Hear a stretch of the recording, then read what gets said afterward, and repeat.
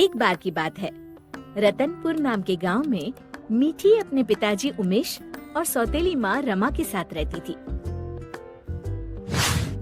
उसकी सौतेली माँ उससे बहुत काम करवाती। मीठी, कुएं से पानी लेकर आओ। हाँ माँ, अभी लाती हूँ।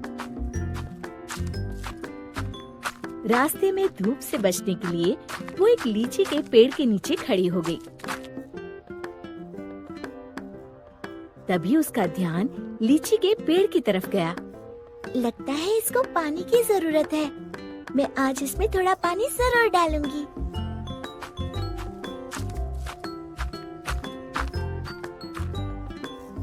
लौटते समय मीठी अपने घड़े से थोड़ा पानी लीची के पेड़ में डाल देती है।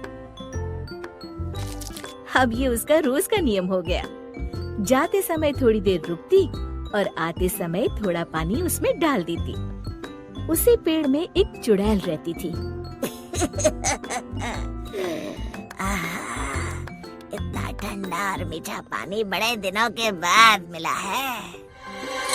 एक दिन चुड़ैल ने सोचा, क्यों ना इस लड़की को दोस्त बनाया जाए। बहुत दिनों से मैंने कोई इंसान नहीं खाया।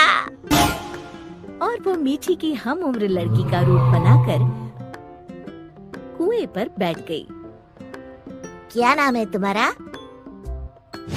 मीठी। और तुम्हारा? अम्बी। अम्बी? अम्बी तो खट्टी होती है। तुम मीठी और मैं खट्टी, मतलब मीठी खट्टी। नहीं, मीठी खट्टी नहीं, मीठी अम्बी। दोनों खिलखिलाकर हंसने लगती है। अरे, मुझे तो तुमसे बातें करके बड़ी देर हो गई। और जल्दी से घड़ा लेकर घर के लिए चल दी। थोड़ा सा पानी उसने लीची के पेड़ में भी डाल दिया। चुड़ैल बहुत दिनों से अकेली रह रही थी। उसे मीठी का साथ अच्छा लगा। वैसे मीठी अच्छी लड़की है, क्यों ना इसे अपनी दोस्त बना लूं। ऐसे ही रोज मीठी और अम्बी कुएं पर मिलती और ढेर सारी बातें करती, खूब हंसती, खिलखिलाती। एक दिन, आज तो बड़ी देर हो गई, मीठी पानी लेने नहीं आई। क्यों ना उसके घर जाकर देखूं। ये सोचकर चुड़ैल मीठी के घर पहुंच गई। वहाँ उसने देखा, मीठी, अभी तक तुमने बर्तन नहीं धोए और पानी भी नहीं लाई। बस माँ, खाना खाकर अभी बर्तन धोती हूँ। कब से खा रही हो? जल्दी उठो, बहुत काम है। खाना खाकर मीठी बर्तन धोने लगी। आज मैंने लीची के पेड़ में पानी भी नहीं डाला और न ही अपनी दोस्त से मिल पाई। तभी चुड़ैल ने जादू से पूरे बर्तन 1 मिनट में धो डाले। मीठी आश्चर्य से यहाँ वहाँ देख रही थी कि चुड़ैल उसके शरीर में प्रवेश कर गई और वापस आकर सोफे पर लेट गई। अच्छा, तो राजकुमारी आराम फरमा रही है। बर्तन कौन धोएगा? धुल गए। रमा को मीठी की आवाज भारी सी लगी। अच्छा, जादू से धोए हैं क्या? हाँ। अब झाड़ू कौन लगाएगा? कपड़े कौन धोएगा? तुम। और कौन? अच्छा, तो मुझे जवाब देती है। ये कहते हुए रमा ने मीठी का हाथ पकड़कर झकझोर दिया। पर मीठी रोज की तरह रोई नहीं, तो रमा को और तेज गुस्सा आ गया। मारने के लिए आगे बढ़ी ही थी कि मीठी ने उसका हाथ पकड़कर गोल घुमाकर छोड़ दिया। रमा तेजी से गोल गोल घूमने लगी। कुछ देर तक घूमने के बाद रमा ने एक बार फिर हाथ उठाने की कोशिश की। इस बार एक धक्के में रमा घर के चारों कोनों में टकराई और फिर एक कोने में जाकर गिर पड़ी। अब जाकर कपड़े धो। जाती हूँ। वो आराम से सोफे पर लेटकर टीवी देखने लगती है। थोड़ी देर बाद रमा कपड़े धोकर कमरे में आई। जाओ, जाकर झाड़ू पोछा करो।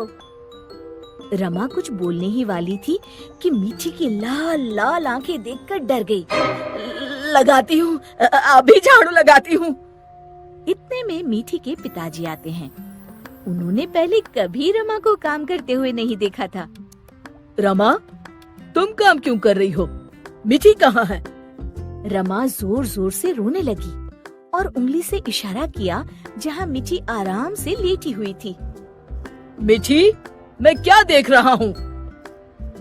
मीठी के पिताजी उसका हाथ पकड़कर उसे उठाते हैं, पर मीठी को देखकर बुरी तरह डर जाते हैं और पीछे हट जाते हैं। ये देखकर मीठी के शरीर में घुसी चुड़ैल जोर जोर से हंसती है।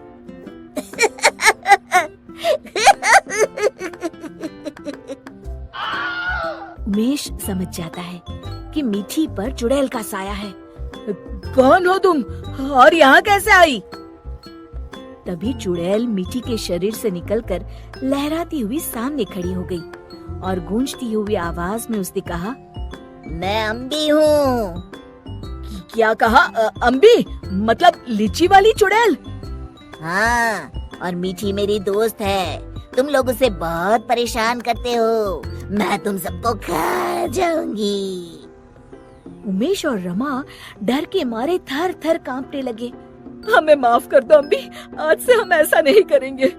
हाँ हाँ, हमें माफ कर दो, आज से हम ऐसा नहीं करेंगे। मैं कसम खाती हूँ, मीठी को अपनी सगी बेटी की तरह ही रखूंगी। नहीं, तुम सब झूठे हो। अम्बी को बहुत गुस्सा देखकर मीठी बोली, नहीं नहीं अम्बी, तुम मेरी अच्छी दोस्त हो ना। मेरे माँ पिताजी को कुछ मत करो। नहीं, इन्हें सबक मिलना जरूरी है। तुम्हें मेरी कसम।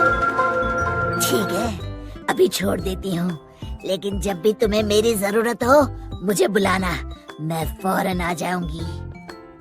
और फिर उस दिन के बाद से रमा ने कभी मीठी को तंग नहीं किया। शिक्षा: हमें किसी के भोलेपन या मजबूरी का नाजायज फायदा नहीं उठाना चाहिए।